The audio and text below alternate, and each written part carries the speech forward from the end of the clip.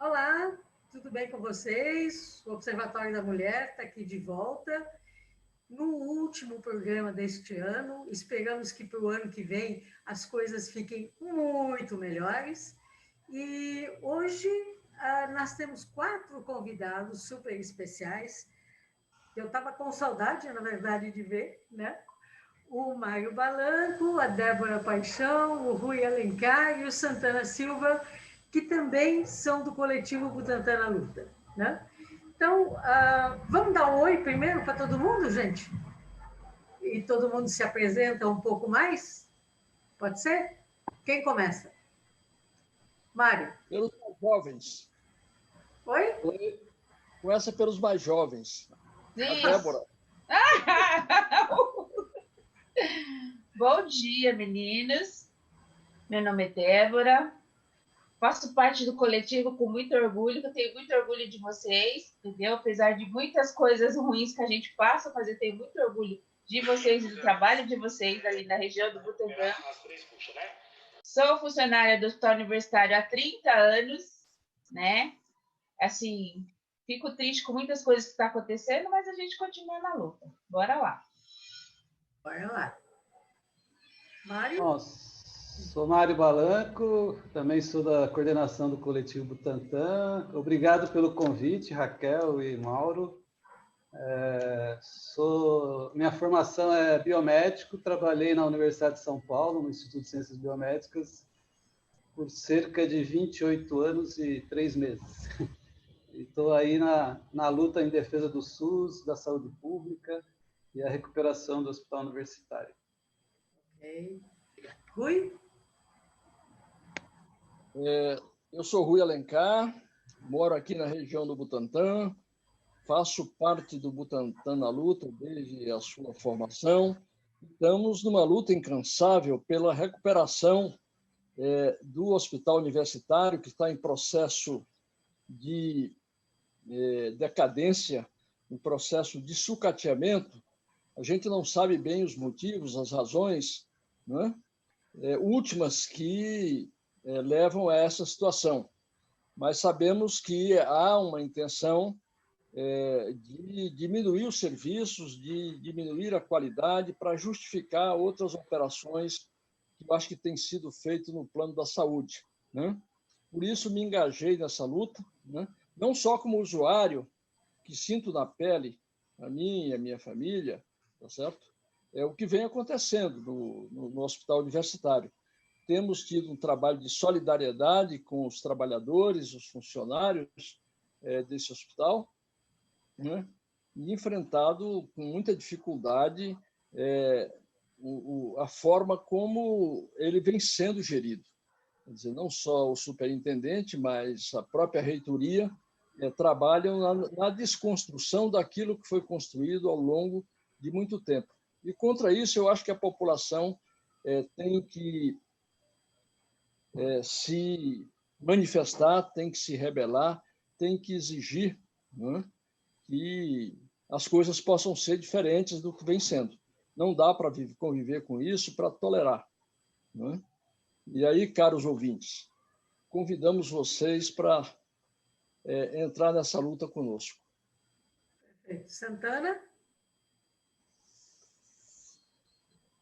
Bom dia a todos, bom dia a todas. Eu sou Santana, sou da coordenação do coletivo Butantan na Luta, sou conselheiro gestor da supervisão técnica do Butantan e da executiva do conselho. E estamos aí, vamos debater aí a questão do hospital universitário, que é muito caro para a população do Butantan e, mais que isso, na população da Zona Oeste. Estou à disposição aí, minha querida Raquel. Perfeito, gente. A gente começou, quer dizer, acabou de receber ontem, né, uma nota ao Conselho Deliberativo do Hospital Universitário, assinada por gente de diversos níveis de participação, e inclusive uma outra carta ao doutor Arthur Pinto Filho, que é promotor de justiça, contando um pouco a situação. Gente, o que está acontecendo com relação ao hospital universitário, que tem provocado, inclusive, plenárias dos próprios funcionários, com participação dos outros organismos que estão, de alguma forma, ligados a isso, porque, afinal de contas, dizia-se, faz algum tempo atrás, que o hospital universitário estaria livre de Covid e que a Covid iria necessariamente para o Hospital das Clínicas. Teve também um questionamento dessa questão e, aparentemente, também, ultimamente, a gente acabou percebendo também que livre de Covid não é bem o que está acontecendo. O que está acontecendo? Vocês não querem contar um pouco para mim? Bom, como eu trabalho lá, vou só dizer assim o relato do que a gente tem vivido dia a dia. Uma das maiores tristezas da gente é saber que desde 2014, na verdade, o que acontece é uma tentativa de desvinculação do hospital universitário da universidade e querendo se passar ele para a Secretaria Estadual de Saúde. Certo. Através de muitas brigas, muitas lutas, inclusive do Butantan na luta, do sindicato, da DUSP, para que o hospital continue dentro da universidade por vários motivos. Esse é o motivo da degradação. Agora, nessa pandemia, tá? Então, ele colocou, como o hospital universitário é como se fosse como que a gente fala, um anexo, eles consideram assim, o hospital universitário um anexo do HC. E aí eles fizeram esse trabalho de dizer que o hospital universitário iria ficar livre de Covid, para que não tivesse aquele atendimento, aquela preparação toda que todos os hospitais têm que ter para atendimento de Covid, que seria você separar uma área para você receber os pacientes, outra para você tratar os pacientes, você ter materiais adequados para que esses funcionários atendessem esses pacientes. Então, para isso não ser colocado lá como um excesso, eles direcionaram tratamento de Covid hospital universitário HC. Só que, como a gente sabe, hoje em dia nenhum lugar é livre de Covid. Isso não existe. Então, na minha cabeça, infelizmente, foi uma declaração errônea do nosso superintendente, tá, junto com o nosso reitor, dizendo que o hospital é livre de Covid, sendo que nem a nossa casa está livre de Covid. Começa por aí. Aí entra-se a guerra, tá? Diminuição de material, diminuição das condições de trabalho. Então, tudo isso a gente está lutando até hoje para que ele entenda que a exigência como funcionário que a gente tem em relação a isso é que a gente tenha os equipamentos de proteção adequados, o atendimento adequado e o remanejamento das pessoas que têm comorbidade e maior de idade seja adequado. Só que para que isso aconteça, deveria-se ter sido respeitado justamente essa luta que o coletivo, junto com todas as outras entidades, tem feito há quase 3 anos, já vai completar, né? 3 anos, de contratação de funcionários para reorganizar o atendimento, tá? E respeitar principalmente a população do Butantã, que está praticamente desassistida. Porque eles colocam dentro dele que o hospital tem que ser referência para, como a gente fala assim, secundária, mas até hoje eles não conseguiram definir a real referência secundária do hospital universitário para a região do Butantã, quanto o hospital escola, porque ele não é só um hospital assistencial, ele é um hospital escola que é vinculado à universidade. E dentro de um hospital universitário existe, sim, ensino, pesquisa e a assistência, porque não dá para se fazer um hospital escola, ser um bom hospital escola e referência, sem esses 3 quesitos. Então, isso é que precisa ser respeitado. E nessa situação de pandemias, cria-se a situação de que você tem que vamos primeiro ver o que a gente pode fazer de imediato.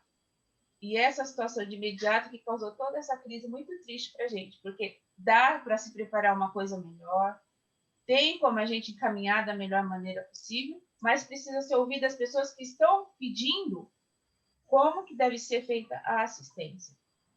Então, Débora falou de contratação de mais funcionários. E eu sei também que faz algum tempo atrás tinha um plano de demissão voluntária, inclusive no próprio HC, no próprio HU, né? E que muita gente, algumas pessoas acabaram saindo e não teve substituição delas. Além disso, nós temos agora, parece que alguns casos, 2 casos, de morte por Covid, né? Em termos do funcionalismo, e que também colocam a importância de que se tome mais cuidados com relação à população ou mais idosa ou mais vulnerável de alguma forma. Mário Balanco, Rui, enfim, alguém quer falar disso também? Fala, Mário. Depois eu posso completar, tá bom? O problema, vocês estão me ouvindo?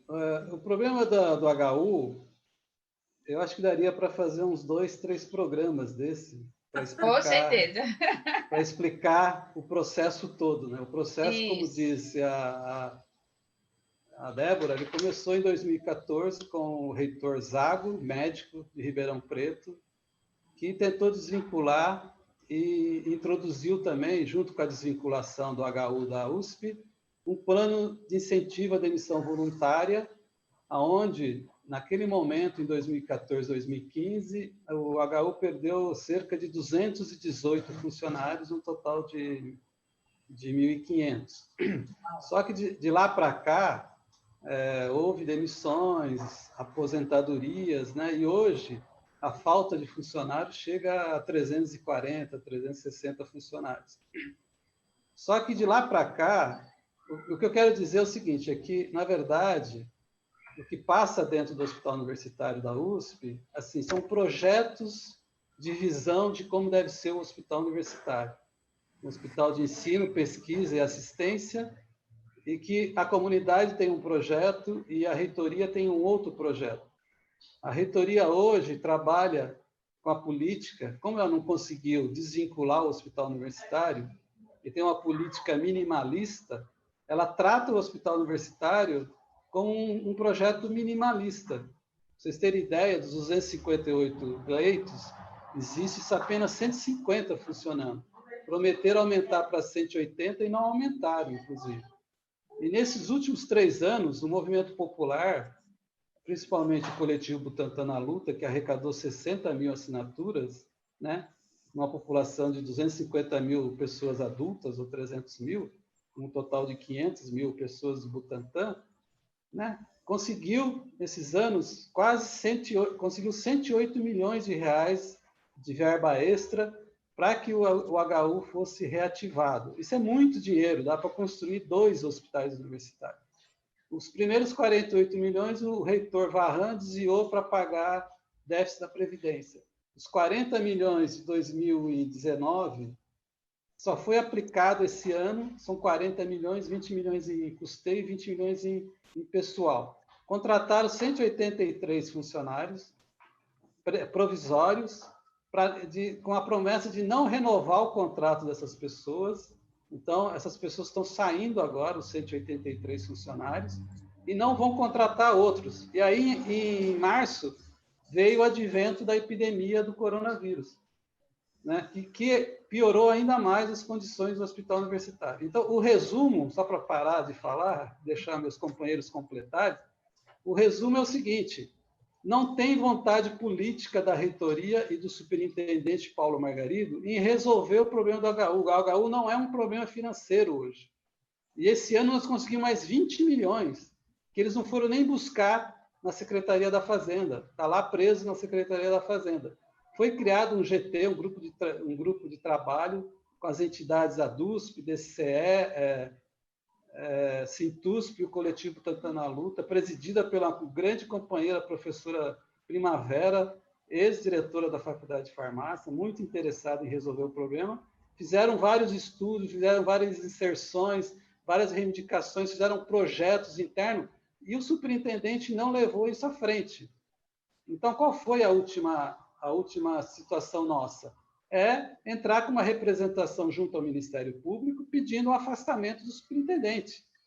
E os funcionários do HU, inclusive, em assembleia, decidiram também em levar esse movimento pelo afastamento do superintendente. Por quê? Porque ali está a base do não cumprimento das promessas, do não cumprimento da proposta de recuperar o hospital universitário. E o hospital universitário está um caos que chegou ao limite de 2 funcionários que deveriam estar afastados morreram por Covid-19. Não dá para dizer taxativamente que a responsabilidade foi que eles adquiriram esse Covid dentro do hospital.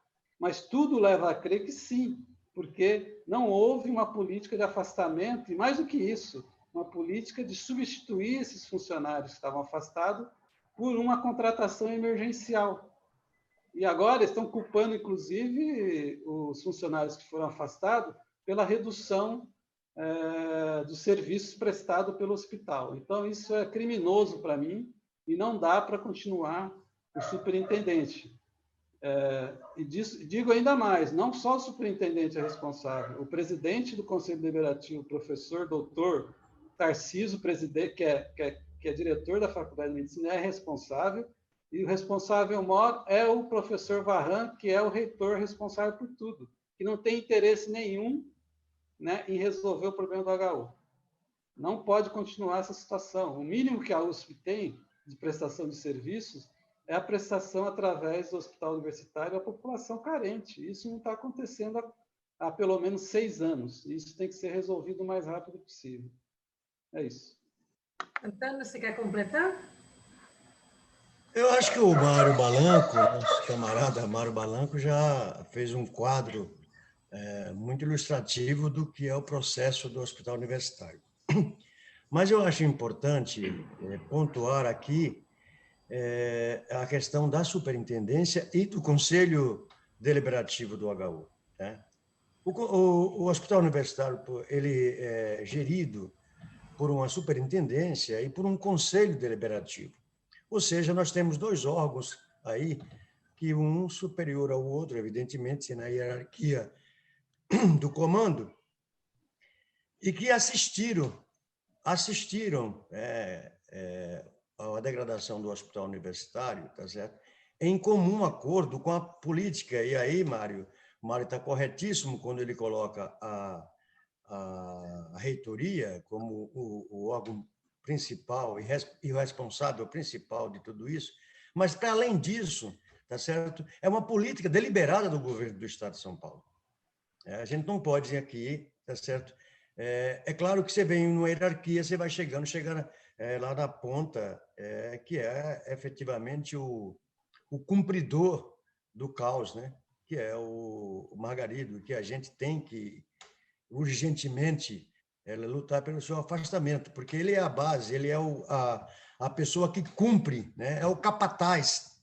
Essa é a palavra que eu gosto de usar com o Margarido, que ele é um capataz, é aquele cara que vai executar o serviço sujo.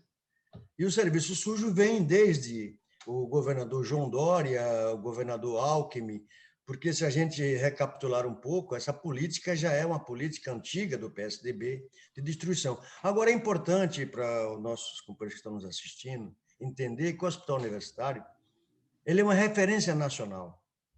E, para além disso, é o maior hospital em termos desse tripé, que é o hospital, que é ensino, pesquisa e extensão, é um dos maiores da América Latina.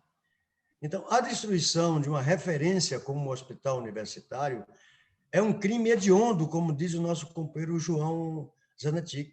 Isso é um crime hediondo contra a população.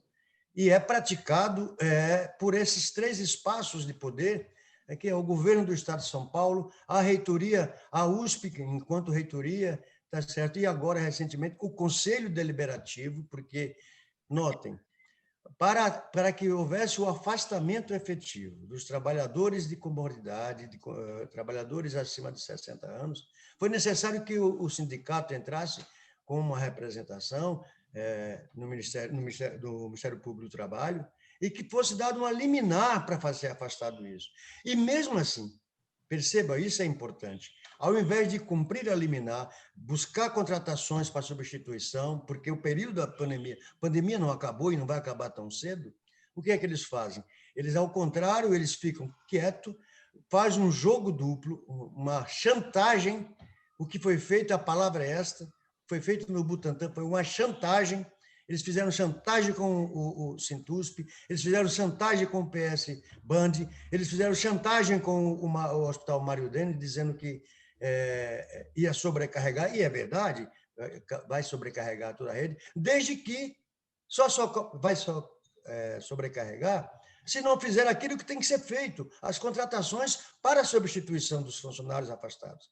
E o que eles fizeram? Eles agora entraram já com um mandato de segurança e aí caiu a liminar. Então, não é deliberado a política de destruição do hospital universitário. E, portanto, a gente tem que começar a fazer o percurso inverso. Primeiro, sai o Margarido, porque ele é o capataz. A gente primeiro tem que tirar o capataz e depois nós vamos num processo mais longo aí de mudança de política do hospital universitário. É um pouco isso, talvez o Rui queira completar.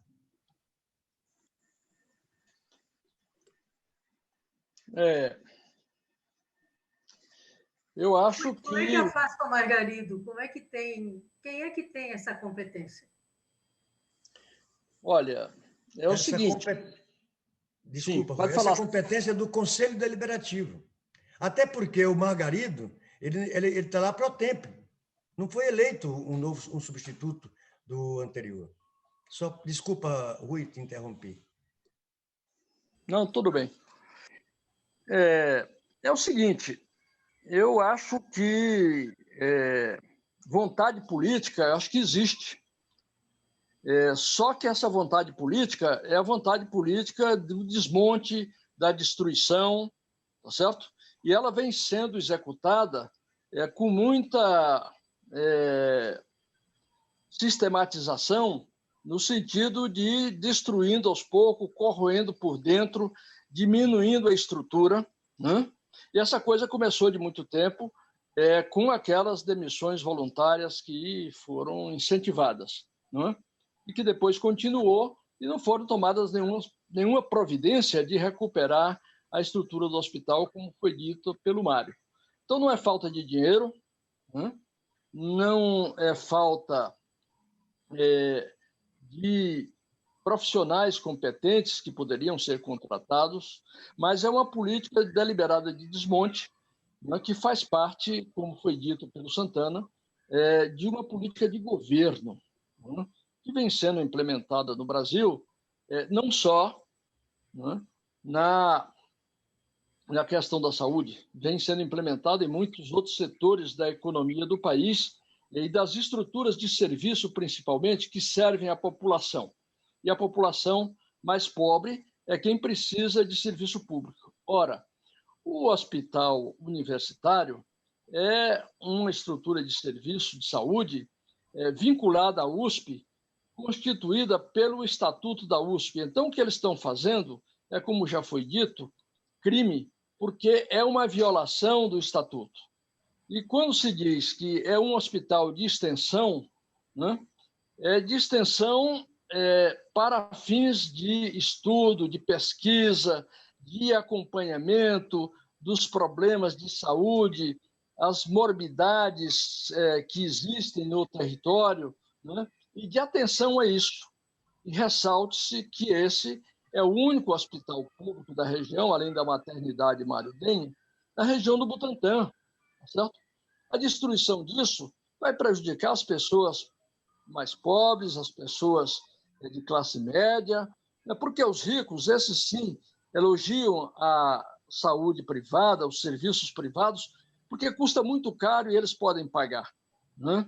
E a população não pode. Então, a população mais carente, aquela que tem necessidade do serviço público, vem sendo desrespeitada, vem sendo atacadas por uma política de destruição.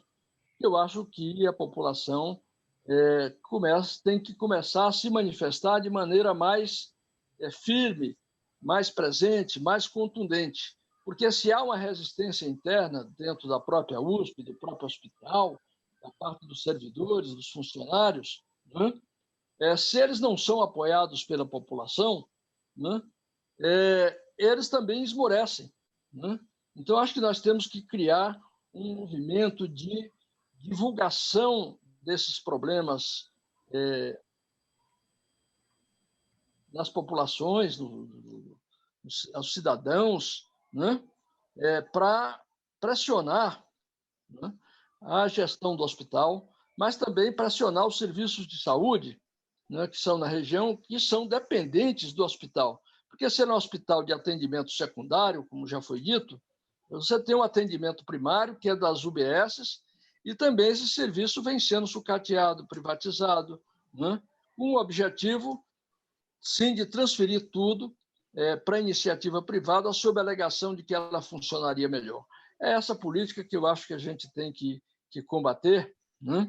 E a palavra política está muito desgastada, porque, às vezes, as pessoas entendem política só como disputa político-eleitoral, só como disputa de cargos, e ela é muito mais que isso. Ela é a administração, e como funciona a administração, que tem por objetivo legal, né, por princípio, o serviço à população, porque, afinal de contas, quem paga por tudo que é público é a população, que paga através dos impostos que recolhe. Os impostos não são pequenos, e os impostos incidem desigualmente para os pobres, né? Os pobres terminam pagando mais impostos do que os da classe média e os das classes altas, porque eles ganham menos. Quem ganha menos, se paga a mesma proporção, ele termina pagando mais. E essa situação de injustiça que eu acho que precisa ser combatida, e precisa-se, então, criar vontade política do campo, daqueles que defendem o serviço público, não é, para combater essa vontade política de destruição que eu acho que está instalada, né, nos governos, né, local, estadual, nacional. É só a gente verificar como é que está sendo conduzida agora a política nacional da saúde e de combate à Covid. Quer dizer, uma política de desacreditar, né, o serviço público, de desacreditar os profissionais, de dizer que é uma gripezinha, que nós estamos vivendo praticamente no mar de rosas, né, porque tudo vai se resolver. É só ter um pouco de paciência. Vai morrer gente, sim, sempre morre, não sei o quê. Mas, na verdade, né, o que ocorre é o seguinte: quem paga a conta alta disso, a conta mais cara, é a população. E é por isso que eu acho que a população tem que reivindicar, levantar, falar dos seus direitos, fazer as suas exigências, recuperar os serviços com a qualidade que ele precisa. Porque a questão do sucateamento do HU, né, vem se dando pela diminuição de funcionários. Mas eu, que falo também como usuário, né, tenho percebido o seguinte, que a infraestrutura do hospital, a reorganização física do hospital, a melhoria, a compra de novos equipamentos não voltados para a prestação do serviço, mas, quem sabe, o mobiliário, né? Essas coisas vêm acontecendo, e aí parece que tem a intenção clara realmente de preparar o hospital para transferir isso para a iniciativa privada, porque é só um passo essa coisa de transferir para a Secretaria de Saúde, dizer que o HU é parte do HC, quando não é. Os estatutos da USP deixam muito claro, desde a fundação do hospital, que ele é parte integrante da USP, porque é uma unidade de ensino, uma unidade de extensão, né, de pesquisa, e que, portanto, ela precisa ser mantida para que a saúde da população seja resguardada. Eu acho que é um pouco isso que a gente tem que cutucar. Perfeito. E não cutuca... Talvez Santana queira falar mais um pouquinho, mas vocês mandaram aqui 2 textos, um para o Conselho Deliberativo do Hospital Universitário, né? E outro para o doutor Arthur Pinto, promotor de justiça. Para a promotoria, o texto é assinado pela Associação dos Docentes da USP, pelo Sindicato dos Trabalhadores da USP e pelo Coletivo Butantan na Luta. Você não quer explicar por que foi enviado para Promotoria de Justiça também? Santana? O companheiro Mário pediu a palavra, depois eu complemento. Pode ir, Tá Mário. bom. Então, Mário. Não, esse é um documento que acho que você recebeu em primeira mão, que vai ser entregue ainda para o Ministério Público. Sim. A gente chama isso de representação junto ao Ministério Público. Inclusive, provavelmente mais 2 entidades importantes vão assinar essa manifestação, que é o Sindicato dos Médicos do Estado de São Paulo e a MERUSP, Associação dos Médicos Residentes da USP. É um documento importantíssimo que, na verdade, a gente pede providências imediatas ao Ministério Público na área de saúde, especialmente o doutor Arthur Pinto, que está acompanhando a problemática do Hospital Universitário já há 7 ou 8 anos, né? Então, com esse documento, a gente faz uma representação e pede, na verdade, providências imediatas ao processo todo que foi levado pelo grupo de trabalho composto por essas entidades e pelo coletivo Butantan na Luta, que não foi efetivado. Na verdade, a gente caracteriza nesse documento a improbidade administrativa por parte da direção da USP, da direção do HU, direção do Conselho Deliberativo. Então, em resumo, é isso, né? E a outra carta é uma carta dirigida do GT também, dirigida ao Conselho Deliberativo do HU, pedindo providências e pedindo a manifestação do Conselho Deliberativo sobre as contratações, sobre o dinheiro que não foi... Porque esse GT trabalhou o ano inteiro, está trabalhando desde junho, oficialmente. E antes de junho já trabalhava no sentido de pedir esclarecimento e fazer propostas para que não acontecesse, não chegasse ao que aconteceu. Então, como a gente chegou no limite de mortes, inclusive, dentro do HU, a gente falou, não tem mais o que fazer, é só pedir a cabeça dos responsáveis. Está correto fazer isso, né? Agora, eu queria acrescentar, só que se você me permite acrescentar ao que o Rui falou, o Rui levantou uma coisa que é importantíssima. A gente está passando pelo modelo econômico no país de Estado mínimo. E o Estado mínimo, implantado pelo Bolsonaro e pelo Dória aqui em São Paulo, leva a uma escassez e uma diminuição dos serviços públicos essenciais, como a questão da moradia, a questão do emprego, a questão da saúde, principalmente, que afeta muito o Sistema Único de Saúde e verba para esse setor. Isso está refletindo na pandemia. E dentro da USP, o que eles estão fazendo é a mesma cartilha, a cartilha do Estado mínimo dentro da USP, de redução de pessoal, né, voltado para essas áreas essenciais que a gente acredita que é a saúde pública. Então, tem tudo, inclusive na vacina. Essa discussão da vacina, o que está por trás é a questão do Estado mínimo, a questão de você não investir em saúde e investir no mercado financeiro. Né? Para o mercado financeiro, tudo, para as questões sociais, nada. E a gente pode até depois retomar essa questão da vacina, que eu acho de extrema importância. Então, é isso. Me desculpe ter alongado muito. Santana, quer completar alguma coisa ou passamos para... rapidamente, mas aí ouvi também a companheira Débora, né? Sim. Bom, assim, um alerta, e é preciso que a população entenda muito claramente a questão do hospital universitário dentro do contexto USP, né? Porque quando a população vê o hospital, ela vê com esse olhar de um hospital, tá certo? E é preciso deixar isso muito claro. O hospital universitário é uma unidade de ensino da USP. Né? Ele não, para a USP, ele não pode ser visto meramente como um hospital. Ele tem que ser visto como ele realmente é, que é uma unidade de ensino da USP. Então, note, para além de estar destruindo a saúde, afetando efetivamente a saúde da população do Butantã e Zona Oeste, por conseguinte, eles estão destruindo a educação. a formação de profissionais de saúde, o que isso implica em um futuro muito próximo. Nós temos uma deficiência, uma queda brutal, tá certo?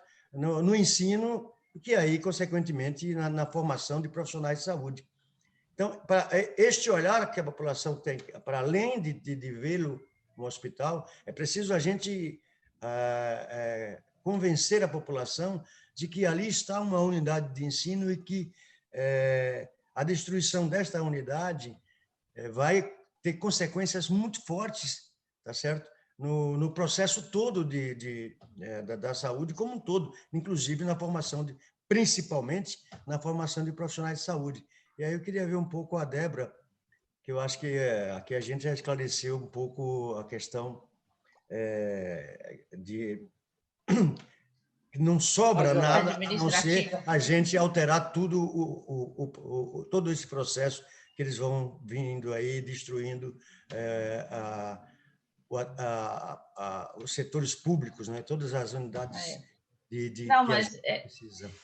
Nessa parte aí eu queria completar mesmo do que você falou, porque assim, pega bem, eu venho para você desde lá de 2014, onde o nosso ilustríssimo Marco Antônio Zago deu a declaração, isso na LESP, uma vez ele intimado, porque foi 500 vezes, falaram até que se ele não fosse ia levar a polícia, ele acabou indo.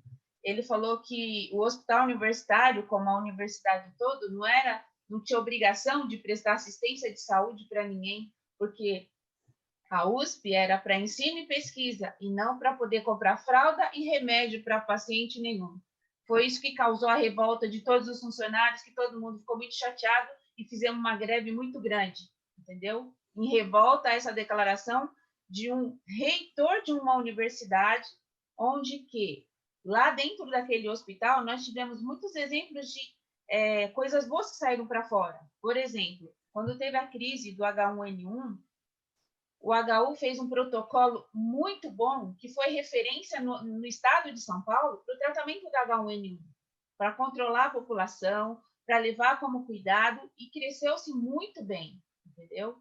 Depois nós tivemos o professor, que é cirurgião plástico, que fez um aparelho para tratamento de feridas, tá? Que teve reconhecimento mundial. Lá no HC, você pagava R$5.000 para poder fazer aquele tratamento. Lá ele conseguiu por 500, tudo em questão, pensando na população carente, tá? Para beneficiar a população carente. Então, o que mais entristece a gente é a gente ver pessoas de lá de cima tentando destruir isso.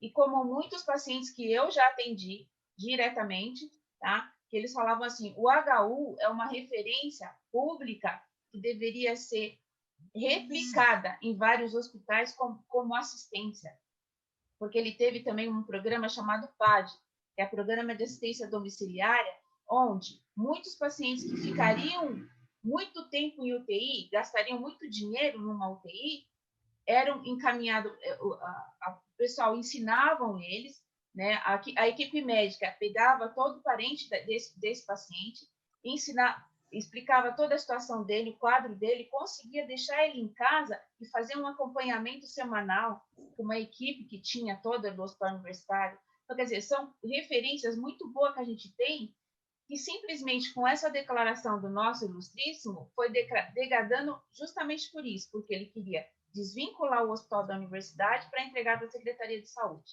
E é isso que hoje eu chamo a atenção de vocês, que como eu já fui representante do Conselho gestor de saúde da região aí do Butantã, justamente para chegar a um conhecimento maior a essa área.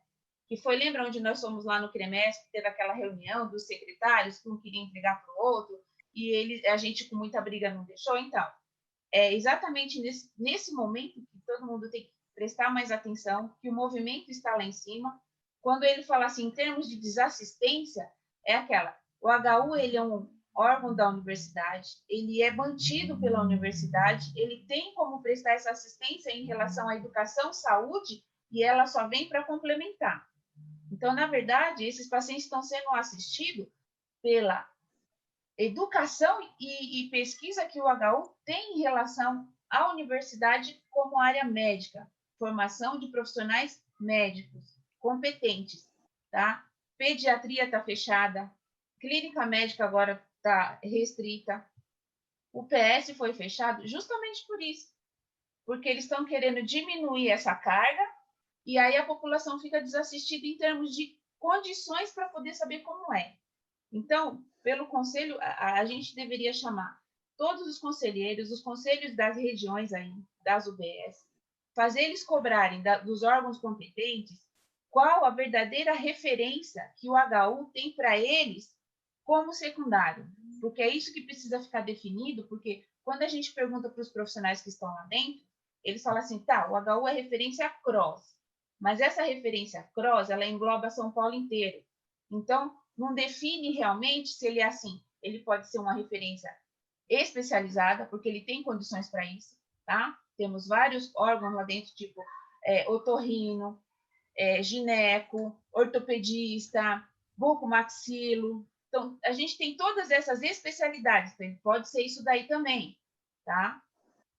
E como também pode ser simplesmente uma referência de que você vem da onde que vem, faz o que faz, vai embora e não tem tratamento nenhum. Então, isso que os conselhos regionais daí precisam cobrar tanto da superintendência quanto da Secretaria Municipal e Estadual de Saúde. Isso precisa ficar resolvido. Porque se isso não resolver, vai ficar sempre nessa pendência. HU vaga zero, eles escolhem quem que eles querem atender e não define a diretriz que ele realmente tem que encaminhar. Porque, pelo que a gente viu na DUSP, o HU seria tratado, inserido pelo SUS. Então, a gente tem que ver qual que é a inserção dele no SUS referente à questão dele. E tudo isso interfere justamente na educação e na pesquisa.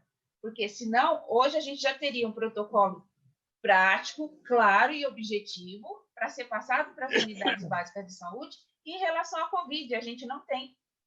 A gente já teria protocolos de atendimento do pessoal direcionado, por exemplo, na última reunião do Conselho Técnico, eu perguntei para a minha chefe, perguntei para o pessoal da enfermagem, e aí, você já tem um protocolo de encaminhamento dos pacientes que chegam grave de Covid aqui? Então, não tem, nem para funcionário, nem para paciente que chega lá. A referência é CROSS, então você chega lá, você fica esperando o tempo que tiver, em qualquer lugar que tiver a vaga. Isso significa que aí a prova de que a HU é livre de Covid cai por terra, porque você chega lá, você recebe o paciente, ele é diagnosticado, só que ele tem que estar esperando a vaga em um hospital de referência para ser transferido. E aí pode levar dias e semanas. E aí nós, funcionários que têm comorbidade, continuam tendo contato com esses pacientes. E às vezes você tem contato sem nem saber se ele é positivo ou não. Então, é isso que precisa estar definido e ser cobrado pelos conselhos regionais da região e pela Secretaria Municipal Estadual de Saúde. E mais uma coisa que tem que sinalizar, a Secretaria Estadual de Saúde continua trabalhando junto com o reitor e junto com o governador para ver qual a definição que eles vão dar para a HU. A gente só precisa saber como chegar até lá e saber o que eles estão fazendo. Isso é importante. Tá, agora tem também mais demanda que não está sendo atendida pelo HU. Por exemplo, a gente sabe que tem caso de violência contra as mulheres na USP, e tem uma faculdade de psicologia, e não tem um treinamento para atendimento desse tipo de caso. Assim como também vocês estão começando a lançar, tem vários grupos que simultaneamente estão pensando nisso, uma campanha popular nacional por vacina para todo mundo. Vacina urgente, gratuita e de qualidade. Eu imagino, vacina onde vai ser aplicada? Eu imagino que um dos lugares onde eventualmente possa ser aplicada seja no HU, pelo menos no Butantan. Com certeza não vai ser. Não vai ser? Já começa por aí, Eles não, eles não vão assumir. Então é triste isso, entendeu? Começa por aí. Viu, Raquel? Oi. Mas note, quer dizer, a gente precisa colocar algumas coisas e a gente precisa entender, a população é muito sábia, né? Muitas vezes a gente acha que não, mas a população é sempre sábia. os erros que a população comete no geral não é por vontade, mas por falta de informação. O exemplo de um erro que ela cometeu maior foi a eleição do Bolsonaro, que é por falta de informação. Mas o que nós não podemos esquecer, gente, não podemos esquecer isto, que o Brasil é ponta de lança em imunização em massa. Campeão. Historicamente, nós temos muita expertise neste processo. A gente conseguiu agora, recentemente, aí, imunizar 80% da população brasileira do HN1. É recente isso. Então, da febre amarela também. Isso. Nós erradicamos, através de vacinação, uma infinidade de doenças, tá certo? E que agora retorna por conta desse canalha, e eu não consigo encontrar outra palavra, senão canalha do Jair Bolsonaro. Mas nós temos expertise no processo de imunização, tá certo? O que nós precisamos efetivamente é acabar de vez com o negacionismo, tá certo? É acabar de vez com um processo que o governo federal está tramando, esta também é a palavra, porque eles são milicianos, portanto, tudo que eles fazem, eles não fazem um projeto, eles tramam, eles fazem tramas, tá certo? Para destruir justamente o nosso querido SUS. Note, o SUS,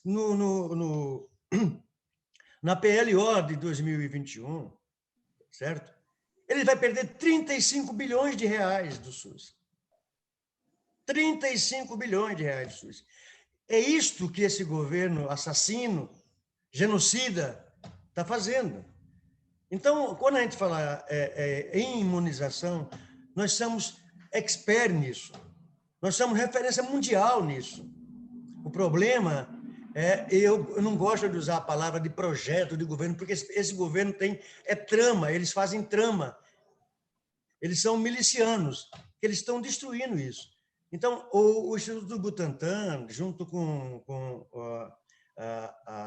os órgãos da China, estão trabalhando numa vacina extremamente barata, tá certo? Eficaz, porque, note, o primeiro debate e o primeiro estudo que se faz numa vacina é a segurança. Depois vem a eficácia, tá certo? Então, o que eles estão fazendo no Brasil é um processo galopante de desinformação. E se a população está desinformada, portanto, não vai lutar pelos seus direitos. Este é o projeto. E aí, quando eu me refiro ao hospital como uma unidade de ensino, ele está destruindo justamente o quê? A educação, né? A formação. E isto demora um pouco para que a sociedade comece a sentir lá na frente. Elas vão sentir lá na frente. Como exatamente vem acontecendo com todo esse projeto. Destruir o SUS hoje é o tiro fatal na saúde no Brasil. É o último espaço onde eles vão destruir, que é justamente o SUS. E note, eu faço uma pergunta aqui à população, porque lutem pelo SUS. Porque imaginem esta pandemia no Brasil, nas condições sociais que o Brasil tem, nessa brutal diferença entre pobres e ricos que existe no Brasil. Imagine tudo isto sem o SUS. Só façam, eu peço assim à população, façam no seu imaginário, tá certo? Esse exercício de imaginar a pandemia no Brasil sem o SUS gratuito universal. Desculpa, eu me empolguei aqui, Raquel. E desculpa, companheiro Mário. Gente, nós só temos mais 10 minutos e, como o Mário falou adequadamente, esse tema merecia vários programas, né? Mas a gente volta.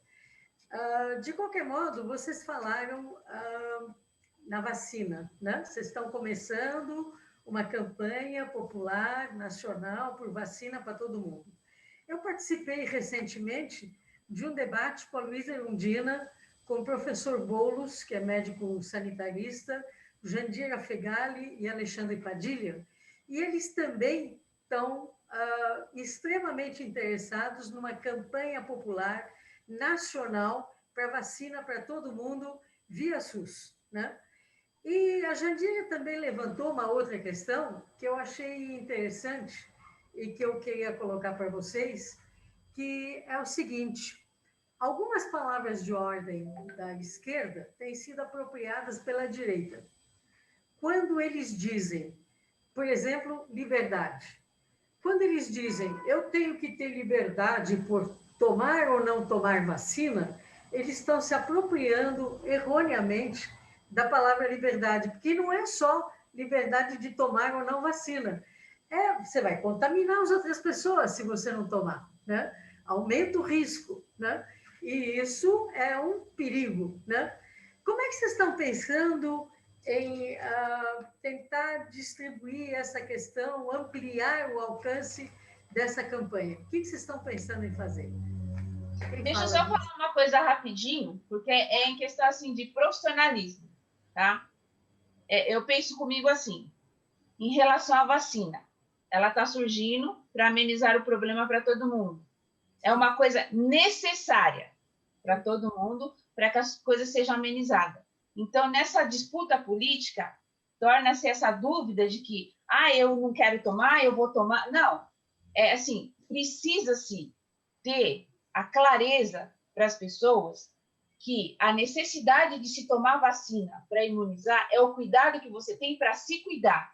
Não porque fulano falou que pode, outro falou que não pode. Então, isso precisa ficar bem claro, porque o que está julgando as pessoas em relação a isso é exatamente essa fase. Porque a gente fala assim, é que nem a Fiocruz ou qualquer outro lugar, eles falam que uma vacina, para ela ficar pronta, para ser eficaz, para falar funciona, ela demora no mínimo 10 anos. E as coisas estão sendo feitas de emergência. Então, se tem o uso de emergência, o cuidado é a população olhar e falar assim, eu preciso me cuidar, e aí eu tenho que olhar para mim e falar para o meu médico sinais e sintomas. Então, precisa-se ter uma definição para as pessoas, esse cuidado. Não falar assim, olha, porque pode matar se você... Não, desmitificar isso daí, tirar essa coisa ruim e falar assim, é necessário, mas assim, você tem que ter cuidado, porque existem pessoas que nessa correria, no desespero deles falar, vamos fazer de emergência, eles aplicam em todo mundo e esquecem que tem pessoas que têm alergia, que tem pessoas que têm reações graves a essa vacina, ou a outras, que não é só essa, como várias, e que podem prejudicar justamente isso, tá? Você passar mal porque aconteceu um probleminha, pode ser tratado, e falar assim, não, foi porque eu tomei a vacina. E muita gente não toma e fica com medo. Então, há necessidade da clareza de cuidados que a pessoa tem que ter em si, em relação ao conceito que ela tem, em deixar de tomar a vacina e simplesmente achar que não tomou porque fulano falou isso ou aquilo. É isso que é necessário ser bem claro para o pessoal. Quem quer falar disso também, por favor, gente? Fala, Mário. Esse também é um assunto, viu, Raquel, que daria... O som você desligou. Fechou. Era um assunto que daria para debater num programa inteiro, né? Sim. Que é a questão da vacina. Eu acho que o que está por trás dessa questão da vacina é um movimento que existe a nível mundial de desacreditar na ciência e acreditar em Papai Noel, que a Terra é plana ou coisa parecida. Não, é sério, é muito sério. Isso me deixa muito irritado. Eu sou da área de biomedicina e trabalhei a minha vida inteira em pesquisa básica numa doença chamada leishmaniose, que é uma doença negligenciada aqui no Brasil e no mundo inteiro. E a gente sabe que isso só não resolve porque os governos não têm interesse em resolver a questão básica de saneamento básico, moradia e por aí afora. É uma doença de pobre, na verdade. Não é a vacina que vai resolver, né?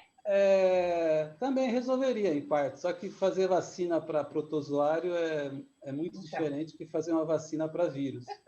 A experiência que a ciência tem para a vacina de viral, ela é muito grande, já vem de muito tempo. Eu vou citar duas aqui, que vocês vão lembrar disso quando vocês foram criança, que até é o símbolo do Zé Gotinha, a vacina Sabin, para a paralisia infantil. A vacina Salk, que também é para a paralisia infantil. que causava e causa, né, a paralisia infantil. Tem muita gente hoje que sofre de paralisia infantil porque não foi vacinada adequadamente. A da tuberculose, BCG, gripe, febre amarela. E uma que está recentemente, uma doença que ressurgiu do nada, é a do sarampo. Por quê? Porque existe um movimento organizado no mundo de que é contra a vacinação.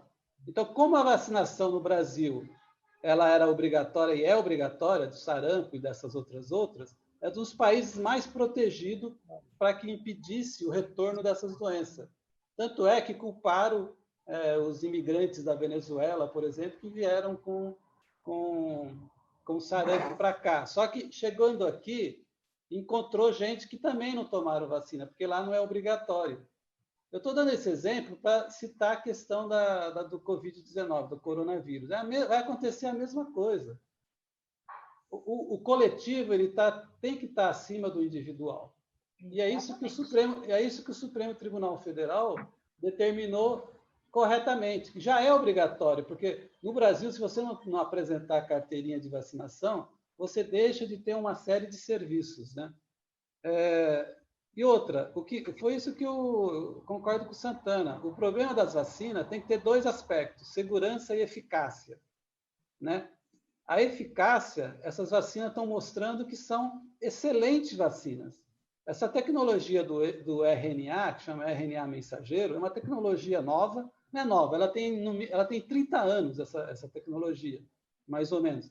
Só que ela se tornou viável hoje porque a ciência evoluiu tanto que existe hoje condições de você fabricar RNA em quantidades muito grandes, que não podia se fazer anteriormente. Essa vacina ela vai ser empregada não só para vírus, mas para câncer, para outras doenças que vão revolucionar a medicina. Portanto, o primeiro papel nosso a fazer é esclarecer a população, e isso a gente quer fazer enquanto coletivo, enquanto RAP, Rede de Apoio Popular, que está distribuindo cesta básica. A gente quer discutir com a população, conversar com a população, para dizer isso que eu estou dizendo aqui, para falar o seguinte: pessoal, você pode confiar na vacina porque vocês já tomaram essas vacinas que são iguais e protege as pessoas. É um rebanho coletivo, né? Você está protegendo a população como um todo. Mais do que proteger você, mais do que proteger você está protegendo o seu ente querido. Isso precisa ficar muito claro. Exatamente. E a ignorância está levando a acreditar em fake news, que é muito ruim. É muito ruim. Então, eu acredito na conversa, eu acredito na comunicação, eu acredito no esclarecimento. Porque, como diz o Santana, a população não é boba, a população é muito inteligente. E é um momento da gente ir para a população carente, explicar para ela a eficiência e a segurança dessas vacinas, que são muito grandes, muito grandes. E aí falar, a vacina veio da China. A China hoje, sabe o que a China fez? Na minha área de ciências biológicas, a China fez o seguinte: ela mandou, há 20 anos atrás, 30 anos atrás, que os jovens chineses fossem estudar nos Estados Unidos, fazer doutorado, pós-doc, e ofereceu para esses estudantes, ao retornar para a China, trazer toda essa tecnologia, toda essa experiência. E hoje, o que eles fizeram? Eles fizeram isso, eles investiram em ciência, em tecnologia. E hoje, 90% dos insumos para a ciência, seja para qualquer coisa, são fabricados na China. A vacina da H1N1 é da China. Porque eles têm a tecnologia. Então, eu esperaria, eu confiaria em tomar uma vacina que viesse da China e que não viesse do Chile ou viesse dos Estados Unidos. Olha o exemplo da epidemia nos Estados Unidos. Uma incompetência que só ganha do Brasil. Portanto, a China tem uma tecnologia muito avançada. E hoje acabou de sair uma análise da Anvisa dizendo que os laboratórios chineses estão aptos a fabricarem o Coronavac, a vacina que está sendo envasada no Butantan.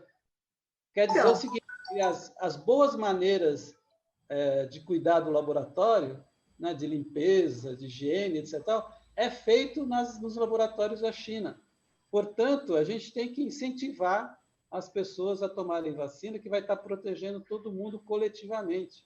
É isso que é importante passar. Com relação à vacina chinesa, o Dr. Boulos, que é infectologista, médico infectologista, ele disse que a chinesa é fabricada a partir de vírus morto. Portanto, tem menos efeito colateral ainda do que qualquer outra. Né?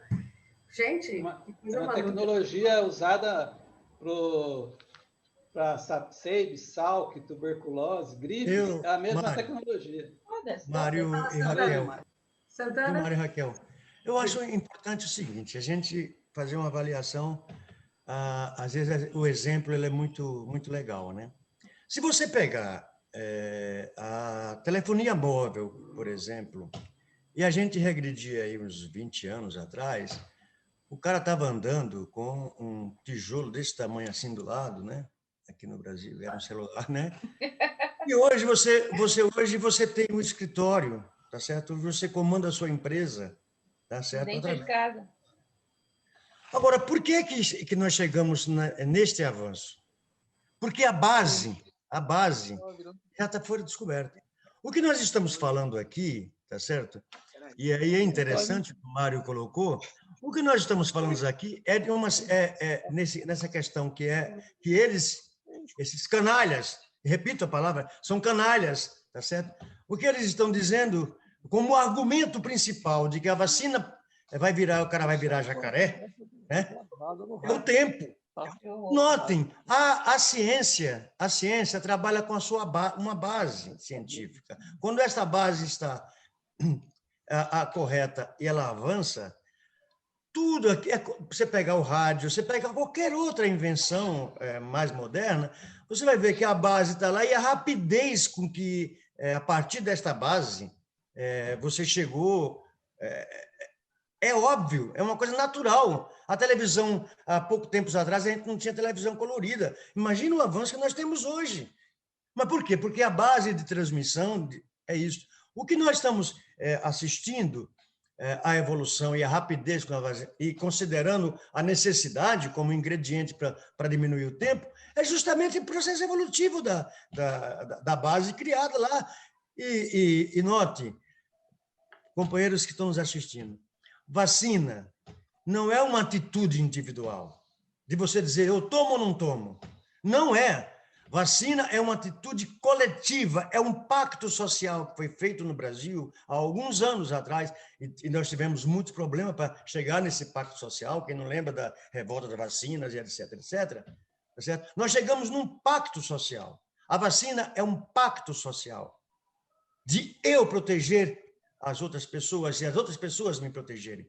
Então, ela é obrigatória ainda, entre aspas, por conta de não ter esse entendimento de que vacinação, imunização em massa é um pacto social. E nós já tínhamos claro na população este pacto, já fazia parte do sentimento do brasileiro desse pacto. E esse canalha está destruindo essa coisa muito bonita que tinha no Brasil, que era esse pacto social de dizer, eu quero proteger o meu semelhante, e o semelhante vai me proteger. É isso que esses canalhas estão destruindo, que é um pacto social criado no Brasil de proteção coletiva. Desculpem, me empolguei outra vez. Bom, então está terminando, gente. O Mauro está comunicando aqui. Rui, parece que estava querendo falar alguma coisa para complementar, por favor, Rui. Como está concluindo, né? Eu, evidentemente, queria me despedir, agradecer a oportunidade de estar com vocês, conversando sobre esse assunto tão importante, tão relevante, tão necessário nesse momento de hoje, que é, como disse o Mário, um momento de negacionismo da ciência, dos avanços da ciência, daquilo que ela traz de benefício para o conjunto da população, e não traz só para um, para outro, não deve ser, não pode ser privilégio de ninguém. Não pode ser privilégio daqueles que têm dinheiro. Ela tem que ser extensiva a todo o povo, a toda a população, porque todos têm uma vida para cuidar, têm a vida dos seus amigos, dos seus parentes, dos seus filhos, mas também do próximo, né? Do vizinho e aquele também que não é vizinho, que a gente encontra com o cara do supermercado e às vezes dá um esbarrão e você pode levar a Covid nas costas, tá certo? Então, esse olhar e essa atenção, eu acho que é necessário a gente ter. E uma coisa que eu acho que é fundamental é a gente saber juntar as coisas que são do geral, da ciência, da política governamental ou da não política governamental, e ver como é que isso está sendo aplicado no cotidiano, na vida de cada um de nós, porque aquilo que é feito, né, nos planos ou contraplanos, né, tem uma implicação direta na vida de cada um de nós. Tem uma implicação direta lá no hospital quando você se interna, né? E aí o seguinte, eu queria aproveitar para fazer uma referência pública aqui, né, que a Débora gosta de falar, elogiar o empenho, o desempenho, né, o envolvimento, né, a capacidade que esses meninos estão tendo, né? E eu queria lembrar as meninas, porque tem também no Butantan na Luta, meninas que jogam junto. As né? meninas também. Exatamente. E tem uma tal de Débora, que tem lá no HU, que é uma pessoa, acho que essencial nesse processo, né? E se a gente tivesse 5 ou 10 Déboras dentro do HU, eu acho que a coisa seria muito diferente, tá certo? O envolvimento dos funcionários, a resistência seria maior do que a gente tem experimentado. Não que não haja a resistência do funcionalismo, mas há também o medo. Quando se supera o medo, e acho que ela fez isso, as coisas avançam, as coisas melhoram, porque você diz o que você está pensando, né? E você diz aquilo que é necessário dizer, porque também quem está pensando tem que ter respeito pelos outros, né? Por aqueles que ouvem, né? E os que ouvem nem sempre pensam igualzinho a gente, né? Então, daí a necessidade da conversa, da discussão, do debate que foi ressaltado aqui pelo Mário. E agradecer à Rádio Butantan por essa oportunidade da gente ter batido esse papo e ver essa gente que a gente gosta de ver, né, aqui mesmo à distância, né, já que potencialmente vai demorar, porque nós temos um repique da Covid por conta da irresponsabilidade e por conta da ignorância ou falta de informação também, mas tem gente que não é por falta de informação, de muita gente, né, que temos agora um repique da Covid que se dá por contágio e por contato pessoal, né? Ele não sai do ar procurando gente para atingir, né? É no contato pessoal que eu acho que ele acontece. E lembrar que a Faculdade de Psicologia tem um papel importante na questão da formação do HU, como lembrou a Raquel, né? Formação de todos os profissionais de saúde. E aí envolve a saúde física, mas também a saúde mental. Sem saúde mental não tem saúde física. Perfeito. Um abraço, um queijo. Doutor Mauro Brasil, que também, entre outras... Doutor Mauro Brasil, que entre outras coisas é pediatra, tem alguma coisa a dizer, por favor? Favor ou contra a vacina para todo mundo, Mauro? Por favor, é claro.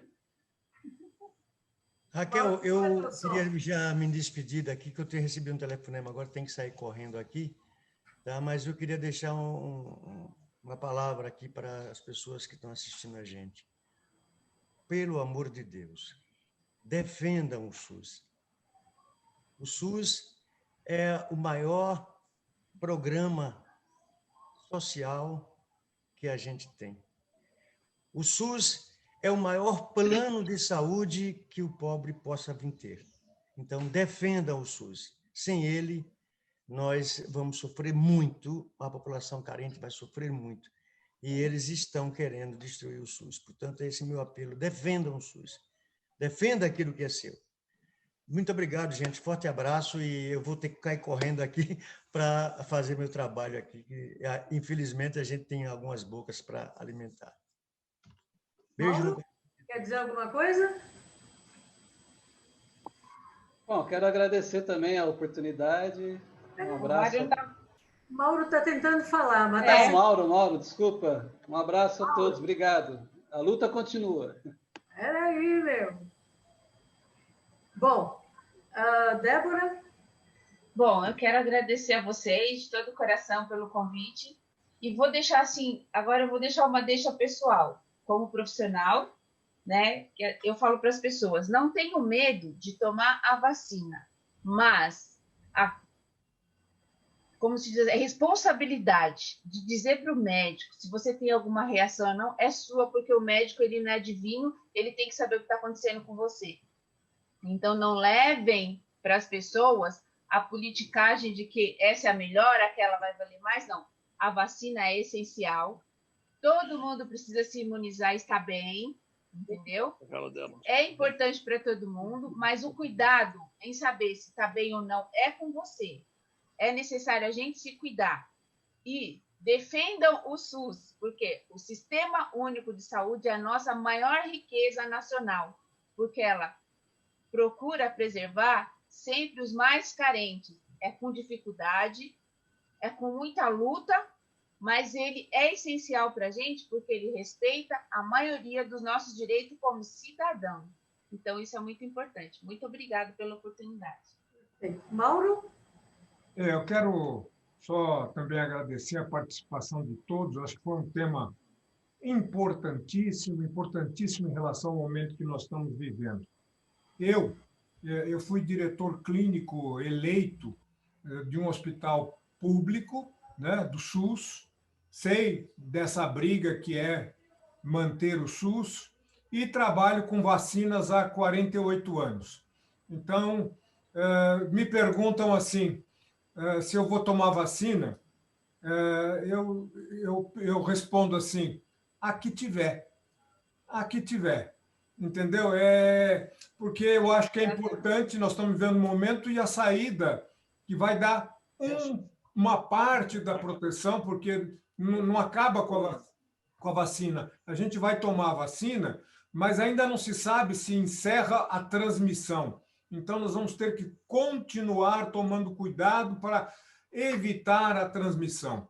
Então, e acho que o que vocês falaram é uma luta que todos vocês, a cada um no seu canto, travam para manter essa peteca no ar, e isso é da maior importância. Nós temos que divulgar isso que vocês falaram aqui para todos os cantos.